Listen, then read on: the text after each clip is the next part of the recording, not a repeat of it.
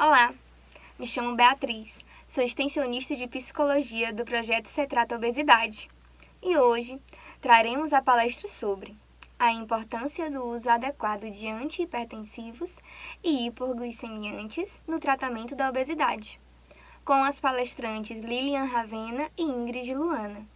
Lilian é acadêmica de enfermagem no Centro Universitário Estácio do Ceará. É membro do Núcleo de Políticas e Práticas de Saúde na Estácio do Ceará. Lilian também é bolsista do Programa de Iniciação Científica, coordenadora discente do Grupo de Estudos e Pesquisa sobre Prevenção e Pós-Venção de Suicídio da Estácio Ceará e membro também do Se Trata Obesidade vinculado ao UFC. Agora também temos a palestrante Ingrid Luana. Ingrid também é acadêmica de enfermagem do Centro Universitário Estácio do Ceará, foi membro do Grupo de Pesquisa e Extensão em Saúde da Criança na Estácio do Ceará, foi monitora em Saúde da Criança e Adolescente Teórico. Atualmente, Ingrid é membro do Grupo de Pesquisa em Saúde Inclusivo na Estácio do Ceará. E Ingrid também é membro do projeto Se Trata Obesidade no Hospital Universitário Walter Cantídio, vinculado ao UFC. Portanto, tenham todos uma ótima palestra. Olá, eu sou Ingrid Luana, extensionista do Se Trata Obesidade. Olá, eu sou a Lilia Ravena e sou extensionista de Trata Obesidade. Então, nós vamos dar início à palestra. Aqui vou compartilhar a tela. Então, nossa palestra tem como tema a importância do uso adequado de antihipertensivos e hipoglicemiantes no tratamento da obesidade. Então, vamos lá dar início. O que é importante a gente saber em relação ao obeso para poder identificar a importância desse tema? Então, como muitos de nós sabemos, a obesidade é um dos fatores de risco para doenças cardiovasculares, devido a ser um desequilíbrio crônico entre consumo alimentar e o gasto de energia. Então, quando eu não gasto toda a energia que eu consumi durante o dia, meu corpo vai armazenar em forma de gordura para que eu tenha uma energia extra em um momento de necessidade. Certo? Contudo, essa obesidade, quando ela está relacionada com outros desequilíbrios do organismo, como a síndrome metabólica, que até foi abordada em palestra, hipertensão arterial, diabetes e dislipidemia, o risco para doenças cardiovasculares aumenta exponencialmente, não tem como comparar. Por que isso é tão preocupante, doenças cardiovasculares? Então, como sabemos, elas são comorbidades, né? Ou seja, doenças que têm maior propensão a levar a óbito, né? Tanto que a OMS alertou que essas doenças, elas são responsáveis por cerca de 27% da mortalidade mundial e 31% da mortalidade no Brasil. Então, é muito grande esse número, porque se formos pensar, são cerca de milhões de pessoas, só aqui no Brasil, né?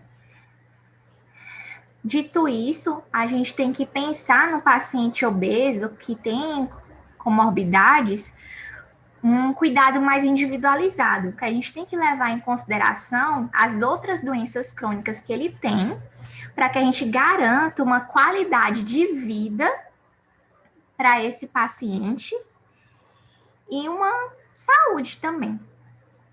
Então, o que nos baseia, principalmente nós que somos da enfermagem, que atua nesse cuidado com o paciente, são esses 2 cadernos, criados pelo próprio Ministério da Saúde, que vêm específicos para pessoas com doenças crônicas. Temos aí o caderno 36, de diabetes mellitus, e o caderno 37 sobre hipertensão arterial sistêmica. Mas se vocês olharem direitinho na foto, nós podemos ver que eles até são um pouquinho desatualizados, né? Eles são aí de 2013, né? Então, eles são os cadernos mais atuais que nós temos. Por isso, a importância também de nós sempre estarmos buscando em artigos que são os documentos mais atualizados que temos. Mas, por hora, para nortear nossa assistência, vai ser esses documentos. Nós também temos, como a enfermagem, normas do próprio município para nos guiar os tipos de medicamento que serão oferecidos para o tratamento dessas duas doenças crônicas que vão entrar em destaque. Como vocês podem ver, essa daí é uma foto da Portaria 294 de 2015, que guia tanto procedimentos que a enfermagem pode fazer, quanto também medicamentos que nós podemos prescrever. Sim, nós também podemos prescrever e garantir o cuidado contínuo desse paciente. E aí vai a importância de nós sabermos um pouquinho sobre farmacologia e sobre a própria fisiologia. Então, agora eu vou dar espaço para a minha colega abordar a temática de hipertensão arterial e antihipertensivos. Vamos conversar agora um pouco sobre a hipertensão arterial sistêmica. Vamos recapitular o que é pressão arterial, o fisiológico, para associar à patologia. A pressão arterial é a força exercida pelo sangue na parede das artérias, ou seja, quando o coração, que é a bomba que vai ejetar o sangue, ele manda o sangue para as artérias e a gente vai ter uma pressão quando esse sangue ele chegar. Nós temos comumente que a gente fala a pressão máxima, a pressão mínima, que é a pressão sistólica e a diastólica. A pressão sistólica é quando o coração ele contrai, quando ele manda o sangue para as artérias. E a diastólica é a pressão quando o coração vai acontecer esse processo de relaxamento. Essa formulazinha que está aí na tela para vocês, a gente vai usar em toda a apresentação, em toda a aula, que vai condicionar o valor da pressão arterial. A pressão arterial ela é o resultado do débito cardíaco com a resistência periférica. Esse débito cardíaco ele é a quantidade de sangue que o coração vai bombear para as artérias em cada minuto, que a gente vai avaliar no nosso paciente a frequência cardíaca. E a resistência periférica é o grau de resistência que dos vasos ao fluxo sanguíneo. Quando o sangue vai chegar, dependendo de como esses vasos vão estar, se vai ter muita gordura, alguma complicação, vai ter alteração na pressão arterial. Ou seja, o paciente ele vai ser hipertenso, vai ter alteração na pressão quando tem alguma intercorrência no débito cardíaco ou na resistência periférica. Segundo a Sociedade Brasileira de Cardiologia, em 2010, ele vai definir hipertensão arterial como uma condição clínica multifatorial, ou seja, vai ter vários fatores que vão caracterizar uma hipertensão por níveis elevados e sustentados. Ou seja, se o seu paciente ele chega no seu consultório com a pressão alta, isso não quer dizer que ele é hipertenso. Ele precisa ter esse nível elevado por um tempo determinado. Por isso a importância de você fazer um monitoramento dessa pressão por um certo tempo e principalmente no mesmo horário. Vale destacar também, quando verificar a pressão, ver o histórico desse paciente. Como foi que ele chegou no consultório? Ele veio correndo, veio de bicicleta, ele está com a bexiga esvaziada, ele teve algum estresse, porque tudo isso vai alterar os níveis pressóricos. E aí a gente tem alguns parâmetros para se basear no nível de hipertensão. Segundo o caderno 37, que a Ingrid apresentou anteriormente, que é o caderno que vai nortear, ele caracteriza uma hipertensão arterial maior ou igual a 140/90 de milímetro de mercúrio. Essa referência é de Brasil de 2013, Ministério da Saúde. A Sociedade Brasileira de Cardiologia também usa o mesmo parâmetro para o paciente hipertenso, mas a American Heart Association, ela caracteriza uma hipertensão quando o paciente está com 130 a 80 milímetros de mercúrio, quando ela tem esse parâmetro de pressão. É uma referência de 2007. Normalmente, a gente se baseia pelo caderno 37 do Ministério da Saúde, mas vale destacar, se o paciente ele já apresenta uma pressão de 130/80, já é importante estar aí monitorando, vendo como é que está esse estilo de vida do paciente. Pode passar. Aí a gente tem alguns sistemas que vão regular, que vão trabalhar no corpo para regular essa pressão. Um dos principais sistemas é o sistema renina, angiotensina, aldosterona. Vamos iniciar aí focando na figurinha do fígado, né, para a gente conseguir seguir aí o fluxo da imagem. O fígado, ele produz uma proteína plasmática chamada angiotensinogênio. Ele produz continuamente e está lá na corrente sanguínea do nosso corpo. Quando o corpo ele tem algum processo de hipovolemia, diminui o volume, ou algum estresse que vai ativar o sistema nervoso simpático, o rim vai produzir uma substância, uma enzima chamada renina. A renina, ela vai quebrar o angiotensinogênio produzido pelo fígado e transformar em angiotensina 1. A angiotensina 1, ela normalmente não causa alterações no corpo, mas ela vai encontrar outra enzima, que é a enzima convertedora de angiotensina, que está prevalentemente no pulmão, e vai converter a angiotensina 1 em angiotensina 2. E aí está o problema.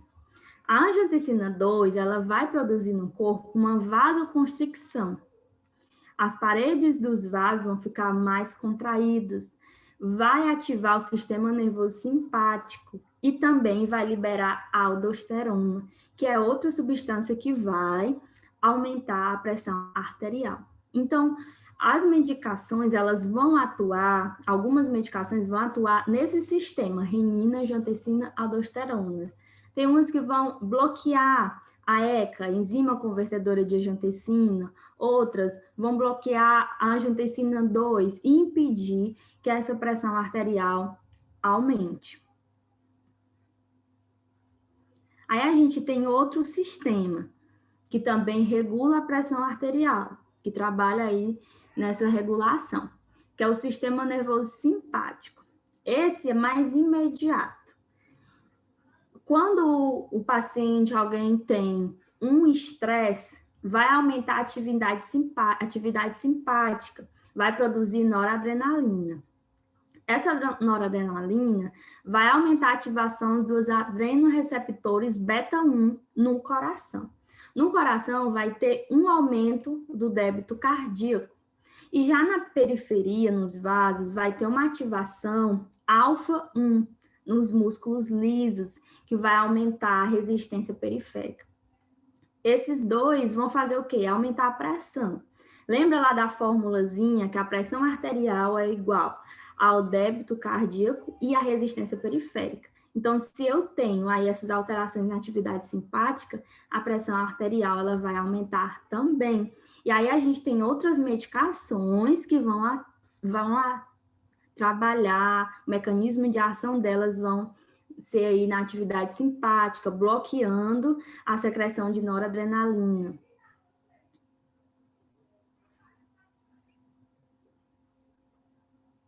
E a gente se pergunta, por que as pessoas obesas têm maior risco de desenvolver hipertensão arterial sistêmica? Por que será? E aí a gente vai ver 6 possíveis riscos. Por que ela tem uma predisposição a ter hipertensão? Primeiro, paciente obeso, pessoa obesa, ela tem um débito cardíaco aumentado. Por quê? Ela tem um maior aporte de gordura, tecido adiposo, então ela vai precisar de mais sangue para irrigar esse tecido adicional, porque é um tecido vivo, então eu vou precisar de mais sangue para irrigar essa área. Consequentemente, eu vou ter um aumento no débito cardíaco. Vou ter também um aumento na resistência vascular periférica, a atividade nervosa simpática vai estar aumentada. Existem poucos estudos que falam ainda sobre esse aumento da atividade nervosa, mas existem algumas hipóteses que falam do hormônio da leptina, que é o hormônio secretado pelas células adipócitas, que ele atua estimulando o hipotálamo no mecanismo de aumentar a pressão arterial.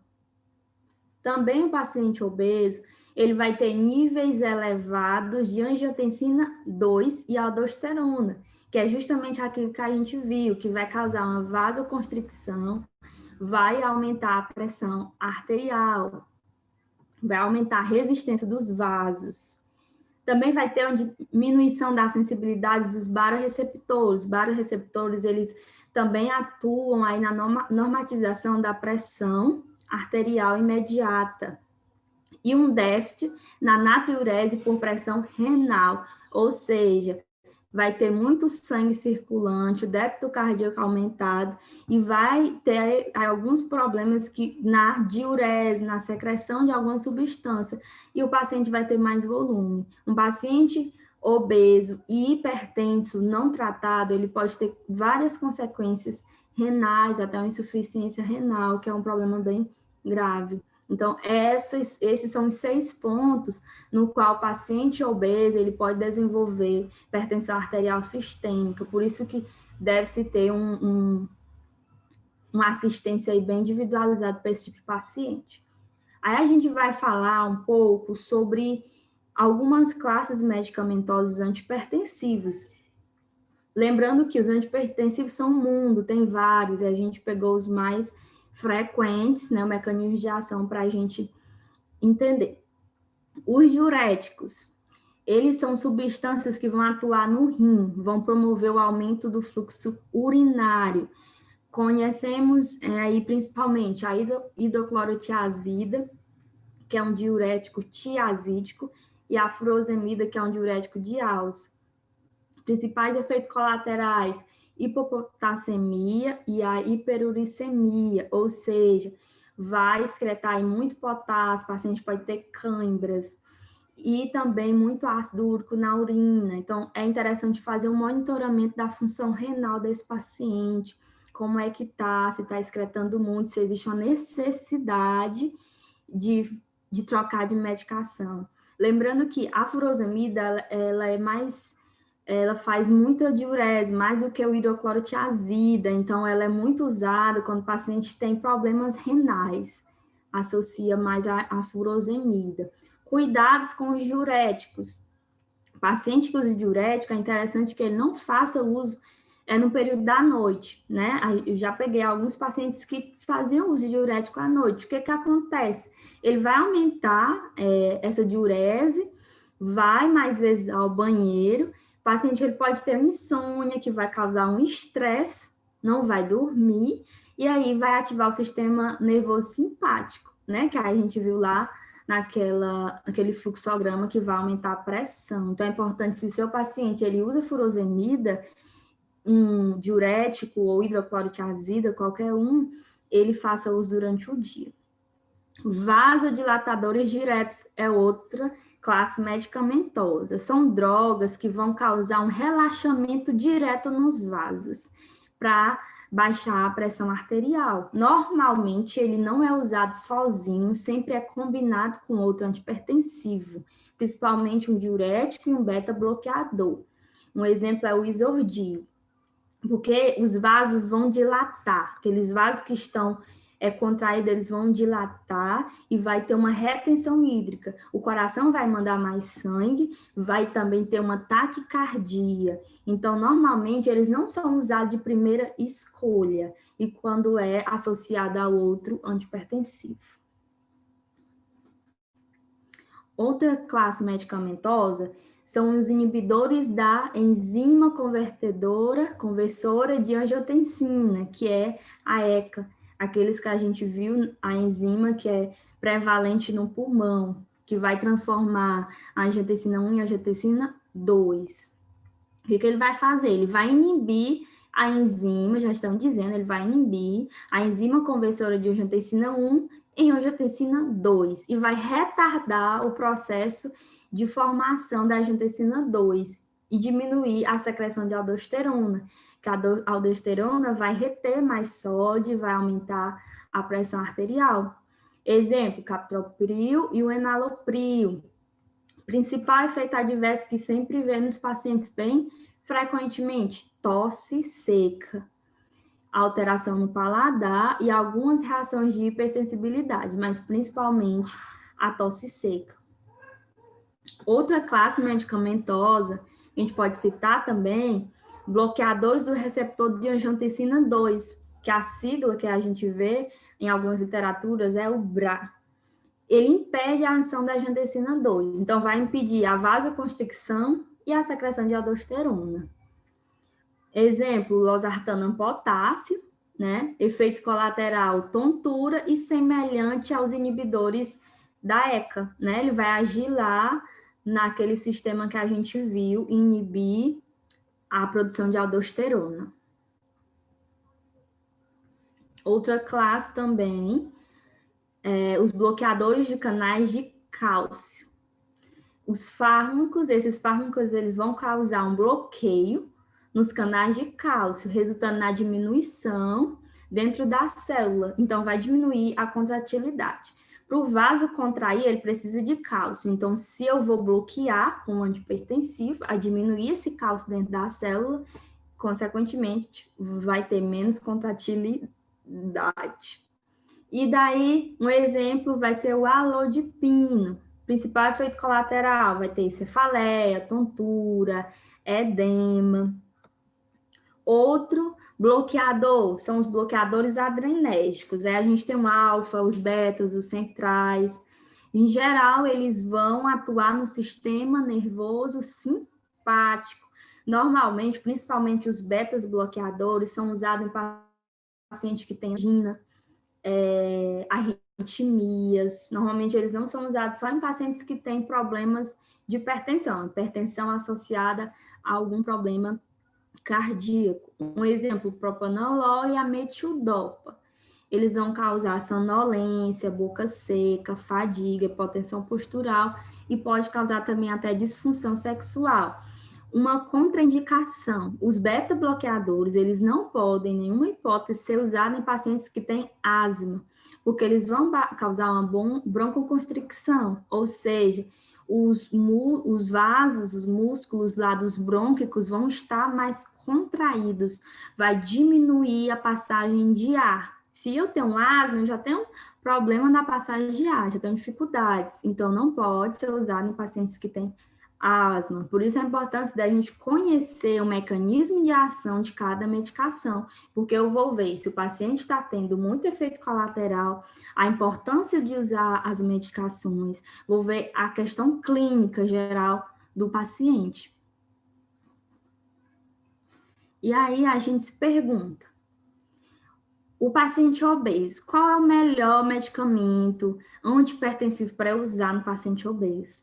Algumas literaturas, não tem muitas literaturas atuais, essa é de Galvão de 2002, a outra que eu achei também foi uma literatura de 2000, ele fala que os melhores medicamentos para ser usado em paciente obeso são os inibidores da ECA, bloqueadores da angiotensina 2, os bloqueadores alfa-adrenérgico e os bloqueadores de canal de cálcio. Por quê? Eles têm mais efeitos benéficos sobre a sensibilidade da insulina e a atividade simpática.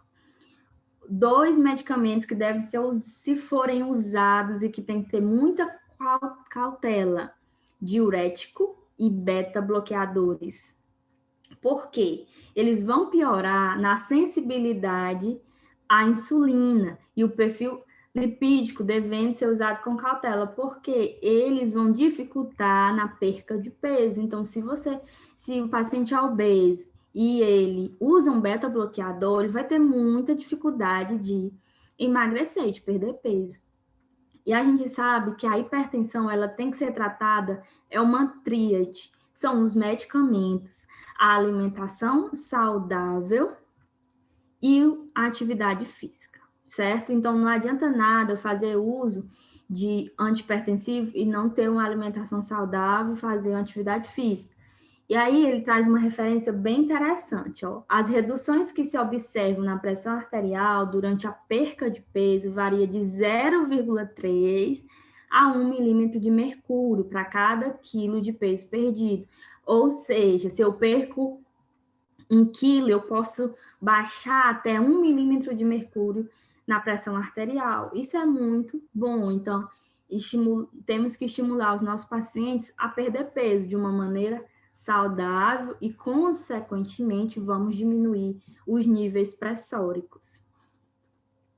A Ingrid agora vai falar um pouco sobre os hipoglicemiantes e depois a gente volta para finalizar. Então, continuando aqui o assunto, assim como a Lilian falou, né?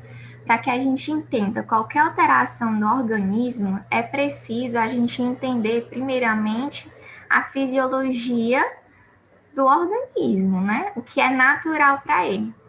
Então, quando a gente fala de diabetes, os próprios pacientes não entendem muito. Então, eles falam que é aquela doença do açúcar, do sangue, né? Eles falam muito isso. Então, como é que o nosso organismo funciona naturalmente? Existem duas formas em que o nosso organismo vai atuar para igualar os níveis de glicose, ou seja, normalizar. Primeiramente, quando nós temos pouca glicose no sangue. Então, alguns mediadores do nosso próprio organismo que ficam ali circulando na nossa corrente sanguínea identificam essa baixa glicose, até porque altera a questão da densidade sanguínea. E aí ele manda uma mensagem para o pâncreas. Olha, nós estamos precisando aqui de glicose, porque é por meio da glicose que a gente tem energia para qualquer sistema do nosso organismo funcionar. Então, o pâncreas, ele vai liberar um hormônio chamado glucagon, que vai lá no fígado atuar na quebra da glicose armazenada, que é o glicogênio. A glicose armazenada, ela muda de nome, ela é glicogênio. E aí, após essa quebra, que a gente chama de glicogenólise, esse glicogênio, ele volta a ser glicose e vai ser liberado na corrente sanguínea para que as minhas células possam utilizar e garantir sua energia. A outra forma que acontece é quando tem muita glicose no meu sangue. E aí esses mediadores vão lá e avisam meu pâncreas, olha, tá bom delas irem para as células recarregar elas. E aí o pâncreas vai liberar outro hormônio, que é a insulina, muito comum, né, muito conhecido por nós. E aí ela vai ser produzida pelas células betas do pâncreas e vai também atuar no fígado, né? Ó, fígado, tá bom de captar essa glicose aí, viu? Aqui sobrar você pode pegar. E aí ela vai tanto colocar a minha glicose dentro das minhas células, como vai dizer para o meu fígado que a glicose extra ele pode armazenar para outro momento. Das duas formas, eu vou normalizar os meus níveis de glicose na corrente sanguínea. Até porque eu não quero que acumule lá e venha alterar a densidade e causar uma resistência vascular, como a Lilian falou. Que aí isso vai acabar causando até alterações na pressão sanguínea. Outro hormônio aí que às vezes a gente não presta muita atenção, mas que também atua nessa parte da absorção da glicose é a epinefrina. A gente conhece muito ela como adrenalina, né? E aí ela é bastante liberada em momentos de estresse, né? Em exercício, e ela também é produzida aí, né, pelo sistema nervoso central e pelas suprarrenais. E o que é que essa adrenalina faz em relação à glicose? Então, ela vai, ao ser liberada, ela vai estimular o fígado a quebrar a glicose armazenada lá. Ou seja, ele vai promover a glicogenólise, a quebra do glicogênio em glicose. Porque quando estamos em situação de estresse, né, que a gente chama até de situação de fuga, né, nós vamos precisar de energia nas nossas células para se locomover, assim também como no exercício. Então, a gente vai precisar de muita glicose para gerar ATP. Agora, nós vamos para a alteração, né? A diabetes aí, ela vem como alteração no nosso sistema. Ela é uma síndrome metabólica de origem múltipla, pode ser por origem genética, também bastante ligada à questão de hábitos saudáveis, como alimentação e exercício físico, e ela é caracterizada pelas altas taxas de açúcar no sangue, que a gente chama de hiperglicemia. Não são questões momentâneas, mas de uma forma permanente. Todo dia esse organismo vai ter uma dificuldade em absorver essa glicose. E aí ela pode ser ocasionada pela falta de insulina, ou seja, meu corpo não está produzindo insulina, ou pela incapacidade da insulina em exercer sua função. Ela está ali, mas o organismo não reconhece ela, né? A gente fala muito, como aí está mostrando a imagem, que a insulina ela vai agir como chave e fechadura nesse sistema, né? Então, o que é que acontece? Por exemplo, na diabetes mellitus tipo 2, que geralmente é ocasionada por questão de hábitos de vida, eu tenho a insulina, mas meu corpo não reconhece. É como a gente tem uma chave, um cadeado, mas o cadeado tá tão duro que eu coloco a chave e a chave não roda. E aí eu preciso de alguma coisa para facilitar aí a engrenagem, que no comum a gente coloca grafite, né, para facilitar. No caso aí eu preciso sensibilizar a minha célula para ela reconhecer uma chave que ela trabalhava há anos. Já a diabetes mellitus tipo 1 é ocasionada pela falta de insulina. O que acontece? Ou meu corpo produz pouquíssima insulina que não dá para mim usar durante o dia todo, ou ela nem produz. Então, eu vou precisar de uma chave nova, né? E aí vai ser a questão dos pacientes que usam mesmo insulinas aplicáveis, já que o seu corpo não tem mais esse controle. E aí o que acontece? Por que o obeso está mais propenso a ser diabético? Justamente porque, pelo que falamos, né? Pelo estilo de vida. O estilo de vida pouco saudável eleva o risco para desenvolver diabetes em 18% em relação a pessoas que têm hábitos saudáveis. E em relação ao peso, as pessoas obesas possuem 6 vezes mais chances de desenvolver diabetes do que pessoas que têm um peso corporal normal, né? Então, o que acontece? A gente pode ver aí na segunda figura, né? Que é essa questão da diabetes mellitus tipo 2, que é a mais comum relacionada a hábitos de vida, que acontece a resistência à insulina, causada por vários fatores. A gente pode ver que tanto é uma causa quanto uma consequência, a obesidade. Ela pode ser a causa da resistência da insulina, como ela pode ser uma consequência dessa resistência e gerar um acúmulo de peso, né? Outros fatores que a gente pode ver aí tem a ver com colesterol, fatores procoagulantes, aterosclerose, que é aquela placa de ateroma, né? Hipertensão, porque vai levar a uma maior densidade sanguínea por uma resistência vascular e a própria intolerância à glicose. Em relação a medicamentos, nós temos bastante. Aqui eu vou destacar alguns grupos, como vocês vão ver, mas eu descrevi outros que não são tão utilizados por nós rotineiramente, mas que vocês podem aprofundar. Em relação a esses medicamentos que atuam na diabetes, nós chamamos de hipoglicemiantes. Neles, nós temos tanto a insulina como os orais.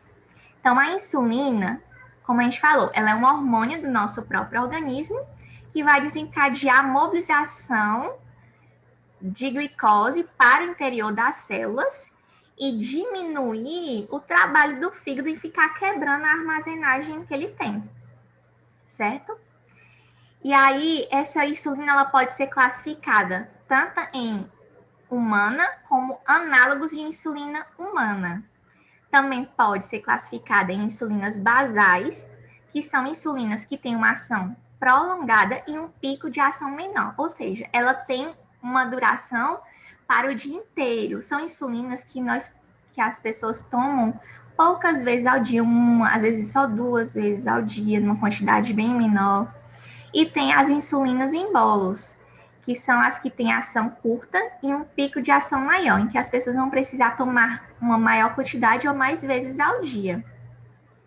Como é que eu posso diferenciar isso a título de curiosidade?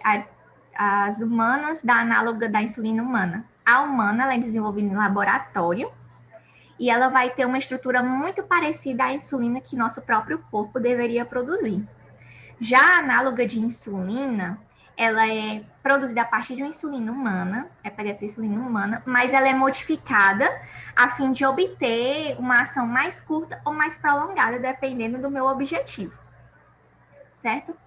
Como curiosidade aí para vocês, quem não se aprofundou muito no assunto, pode pensar por que as insulinas não são orais, né? Então, tem aí da Sociedade Brasileira de Diabetes, ela vem dizendo que a insulina não teria como ser pílula ou cápsula devido à digestão dos nossos próprios sucos digestivos, que iam interferir na sua eficácia. Mas nós temos uma nova forma de insulina que foi aprovada pela Anvisa em 2019, que é uma insulina administrada por via inalatória. Ainda não estamos utilizando, né? Porque ela é de alto custo, então não chegou no SUS ainda. Mas enquanto isso, vamos trabalhando com as que nós temos. Em relação aos orais, nós temos várias classificações. As mais utilizadas são as 3 primeiras desse slide, que seriam as biguanidas, as sulfonilureias e as meglitinidas. Elas são as 3 classes mais usadas e que estão incluídas naquela norma lá que a gente pode prescrever a enfermagem e também que são fornecidas pelo SUS, certo? Cada uma tem uma forma de atuação diferente que vai depender de cada organismo o melhor modo de ação. As biguanidas, elas atuam sobre os hepatócitos e sobre o músculo, intervindo no metabolismo tanto da glicose quanto dos lipídios através da ativação da proteína quinase, né?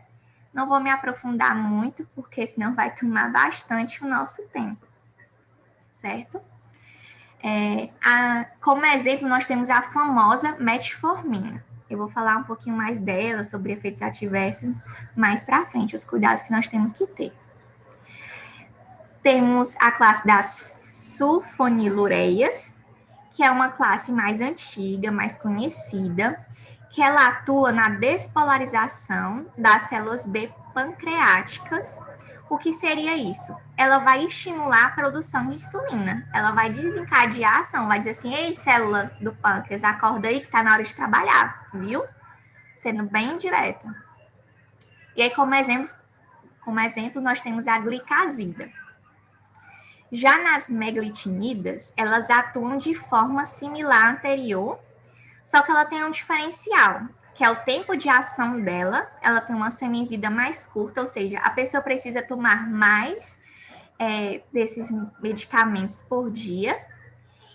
E um fator positivo dela é que ela causa menos hipoglicemia, porque todo medicamento hipoglicemiante, se ele não for administrado corretamente, se a pessoa não tivesse alimentado, né, e tudo, ou tomar uma dosagem maior do que deveria tomar, ela pode causar uma hipoglicemia. Como ela tem uma semivida mais curta e a sua dosagem é menor, ela causa menos isso, e aí nós podemos ter mais controle da hiperglicemia pós-prandial em pacientes que são resistentes à mudança do estilo de vida. Ela é mais escolhida para esses pacientes, que ela atua melhor. Nós vamos ter os inibidores da alfa-glicosidase, que eles inibem as enzimas responsáveis pela digestão dos hidratos de carbono. O que seria isso? Vai retardar a absorção da glicose lá no nosso intestino. Sim, nós absorvemos nutrientes e glicose lá no nosso intestino, no comecinho do intestino delgado. E por isso ela vai ter maiores efeitos gastrointestinais, né? Que seriam a diarreia, a flatulência. É por causa de alguns desses efeitos que alguns medicamentos eles são menos utilizados. Nós temos as tiazolidinedionas, é um nome bem grandinho. Elas vão atuar sensibilizando os receptores da insulina, que estão localizados no tecido adiposo, hepático e músculo esquelético. E o interessante é que ele está envolvido tanto no metabolismo da glicose quanto dos lipídios. Então, ajuda também na questão das placas de ateroma, como é usada também na prevenção de algumas doenças cardiovasculares, né, prevenindo aí a hipertensão. Não é garantia, é uma forma de prevenção. Temos as incretinas e DPP-4, muito pouco faladas, botei aí mais a título de curiosidade para vocês. Achei bastante interessante na hora que eu estava pesquisando. Vi aí a relação que elas atuam no aumento da secreção da insulina e a DPP-4 atua na redução dessa liberação. Então, esse medicamento ele vai vir para regular. Eu posso estimular, como eu posso reduzir a questão da minha liberação de insulina a fim de não ocasionar uma hipoglicemia, né? No meu paciente, porque isso pode levar até a coma e é algo bastante sério que a gente tem que estar bem atento. E temos os inibidores dos cotransportadores de sódio e glicose, certo? Que eles vão atuar lá no túbulo renal, como nós sabemos, lá na parte de excreção do rim, no túbulo renal, ele absorve bastante os nutrientes a fim de não serem desperdiçados na urina, né? E é o que acontece, ele vai atuar contra esse efeito que o rim tem, de acumular, ele vai ver lá a glicose, ele não vai embora, não fique aqui comigo que eu vou precisar de você um dia, né? Mas esse medicamento não deixe embora que aqui já tem demais.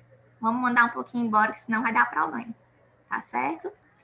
A título de curiosidade, no final tem na bibliografia para vocês analisarem depois esse artigo bem interessante. Para resumir, nós temos essa figura que vem mostrando em cada órgão ou função que essas medicações têm. Algumas vão atuar no pâncreas, né, estimulando a liberação de insulina. Outras vão atuar no fígado, na quebra da minha armazenagem de glicose. Outras vão tentar sensibilizar minhas células para aceitar minha amiga insulina, né? E outras vão atuar na própria absorção da glicose lá no intestino.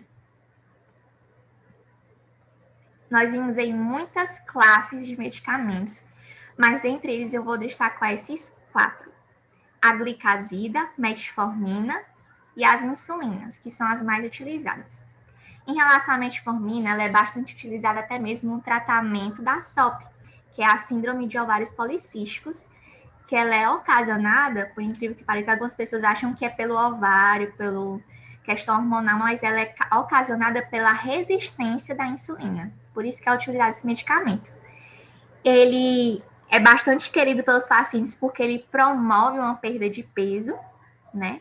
Mas nós sabemos que nós não vamos priorizar isso, nós vamos priorizar o bem-estar do paciente, não é só a questão da perda de peso, né? O que é melhor para ele, o medicamento que realmente vai atuar e garantir uma saúde para ele.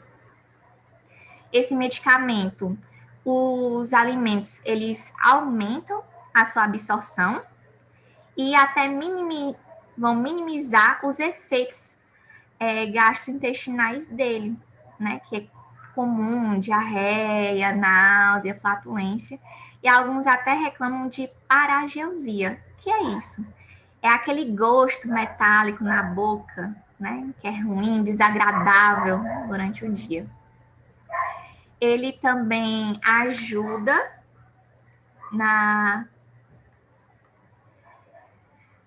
em outros setores,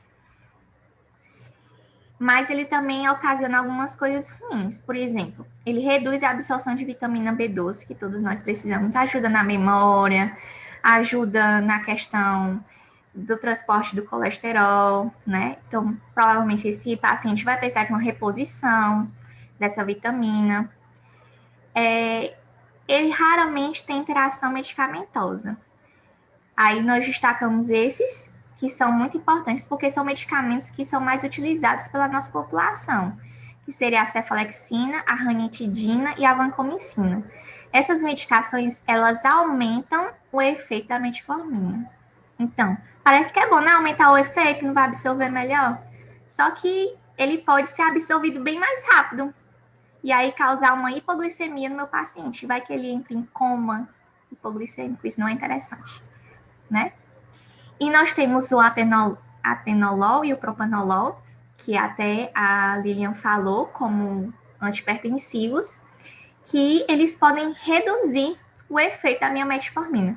Então, aí também a questão do cuidado da enfermagem em aprazar, né? A questão que a gente fala aprazar é colocar em horários, né, as medicações, orientar meu paciente, por que não pode tomar junto, o que é que ele pode sentir, que pode até morrer, caso a gente tem que falar bem sério para o nosso paciente para ele entender isso. Ele também pode causar acidose lática rara. Isso acontece quando esse medicamento compete com outro, e aí ele não é absorvido direito. Por exemplo, aí eu falei que os alimentos ajudam, mas atenção, por quê? Alimentos como leite, alimentos cítricos, eles cortam o efeito de qualquer medicação. Então, não é interessante eu tomar minha metformina com suco de laranja, com leite, né? Vamos tomar com água, que é mais acessível, né?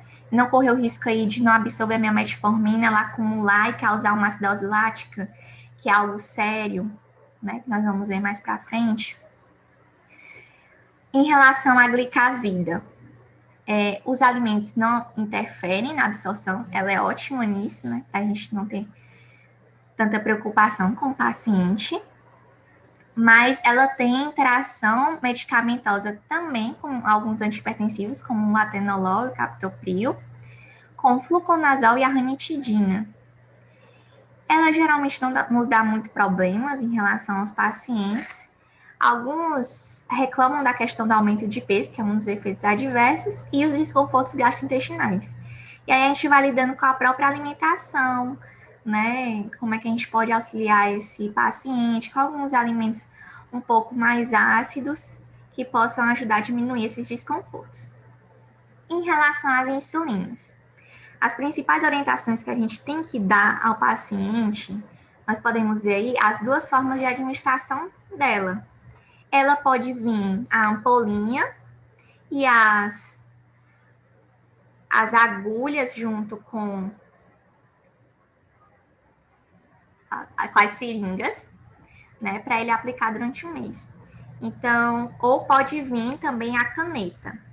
Aí a caneta, ela já vem como se fosse a ampola nela mesma, e aí ele vai ter que colocar na caneta a questão da dosagem. Então, é muito importante a gente enfatizar a dosagem, o porquê da dosagem, o horário e a questão do armazenamento, que é um dos cuidados que a gente vai falar agora. O armazenamento. Eu vou armazenar a minha insulina na segunda prateleira da minha geladeira. Não vou colocar naquela que é perto do freezer, porque eu não quero que ela congele.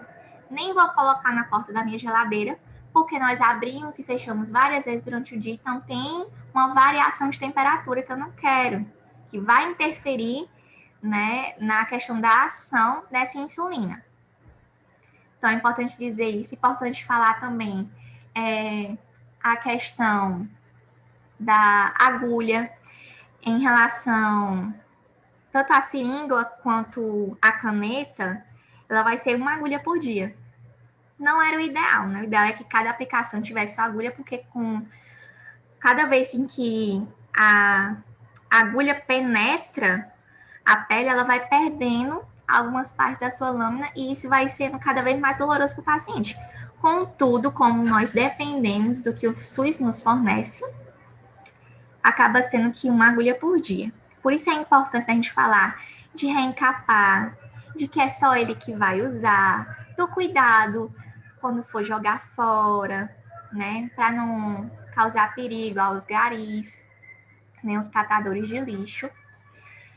Outra questão que nós temos que ter atenção é a questão da aplicação, né? Dizer para o meu paciente que ele não precisa aplicar só na barriga ou só na coxa. Como nós vemos aí na figura, tem vários locais que ele mesmo pode aplicar ou com ajuda, né? E que ele vá variando. Cada vez que for aplicar num canto diferente. Por que não aplicar sempre no mesmo canto, Ingrid? Porque eu vou acabar endurecendo o meu músculo, vai ser mais doloroso, né? Isso se chama lipodistrofia. E acaba que também não vai ser absorvida direito com o tempo, né? Essa insulina. Nós não queremos isso. E para esses pacientes que usam insulina, é muito importante a questão do controle glicêmico.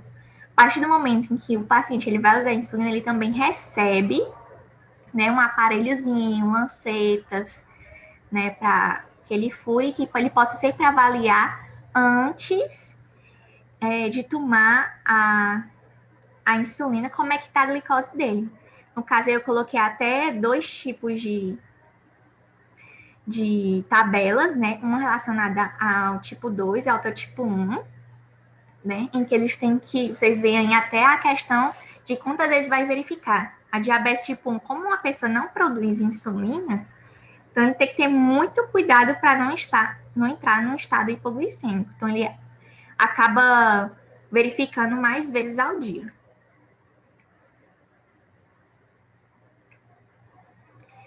E aí, outro cuidado, são pacientes com insuficiência renal. Pacientes com insuficiência renal, não é interessante eu passar metformina, como a gente viu, tem uma questão do risco de acidose lática, porque não vai ser absorvido direito ou excretado direito. Então, pacientes com insuficiência renal, ele pode não excretar de modo adequado a minha metformina e acabar causando uma acidose lática.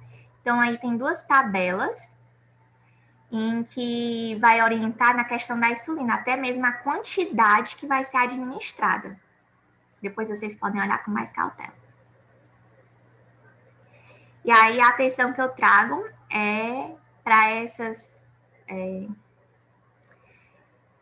É a questão das acidoses que podem acontecer por uma falta de administração do medicamento ou administração errada e ocasionar essas acidoses, sendo ou a cetoacidose diabética ou a acidose lática, em que ambas podem levar ao coma, a uma parada, né? E aí não vai ter massagem que faça o paciente voltar, porque ele vai precisar de bicarbonato, né? Para poder reverter. E aí, se a gente não souber o que ocasionou tudo isso, vai acabar não conseguindo trazer o paciente de volta. Eu trouxe mais a título de curiosidade de vocês, depois vocês podem aprofundar. E agora eu vou passar a fala novamente para a minha colega.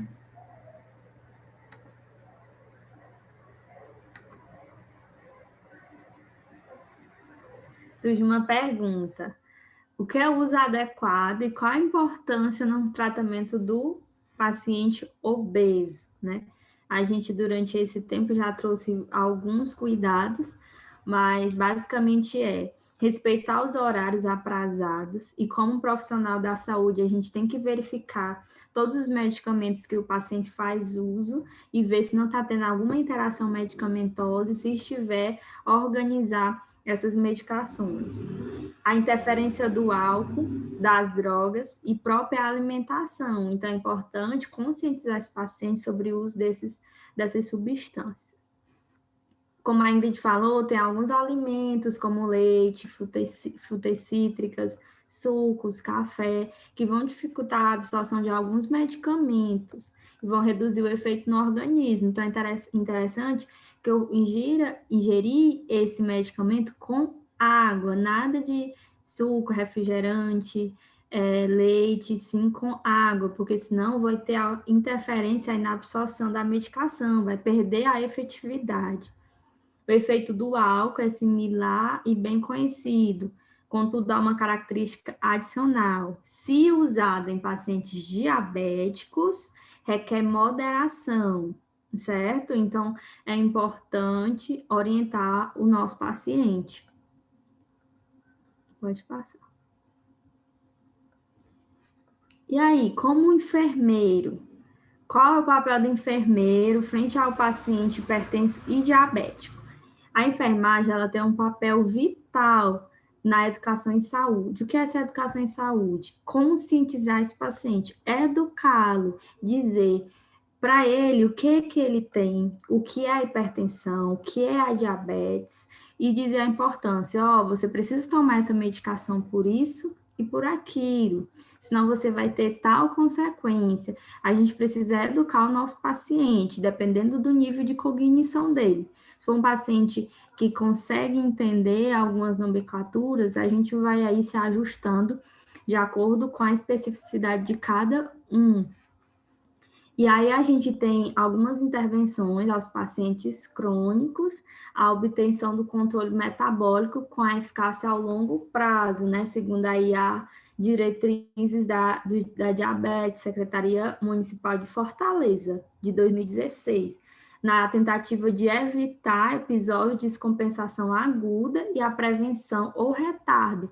Então, todo esse tratamento é com o objetivo de promover uma qualidade de vida para o paciente, para que ele não tenha uma descompensação, seja na hipertensão, na diabetes, seja um controle, que ele esteja com os níveis pressóricos, os níveis glicêmicos normais, certo? Para que não aconteça esses picos hipertensivos e o pico de glicose também, e ele não tem aí outro, por exemplo, uma complicação, o paciente ele pode ter uma parada, né? Então, é importante a gente conscientizá-los e ter aí essa atenção.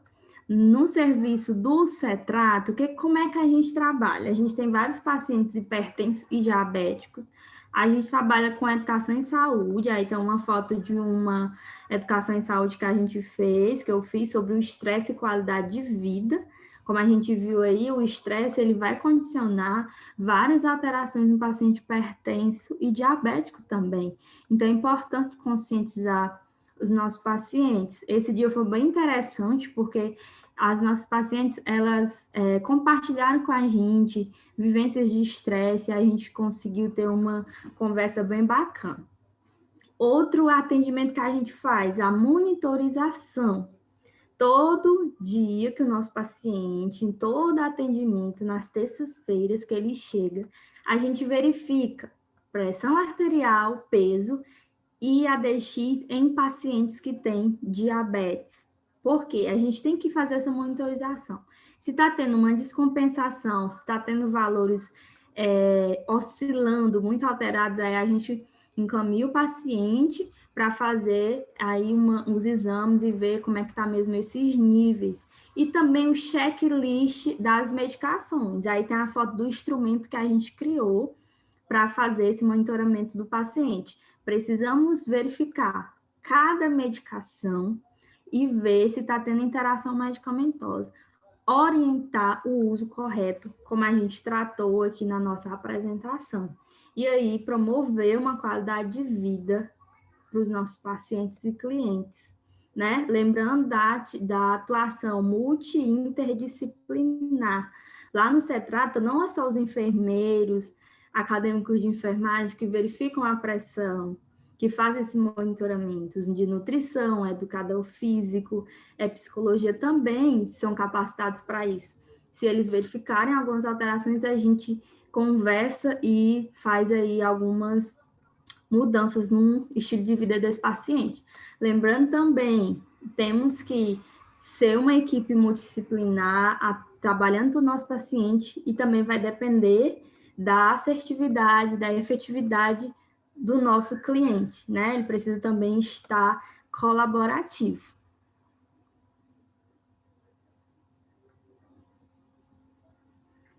Aqui a gente tem as referências, né, que a gente utilizou, tanto na parte de antipertensivos e na parte de hipoglicemiantes. Vocês podem tirar print, olhar, ver as referências que a gente utilizou. É isso.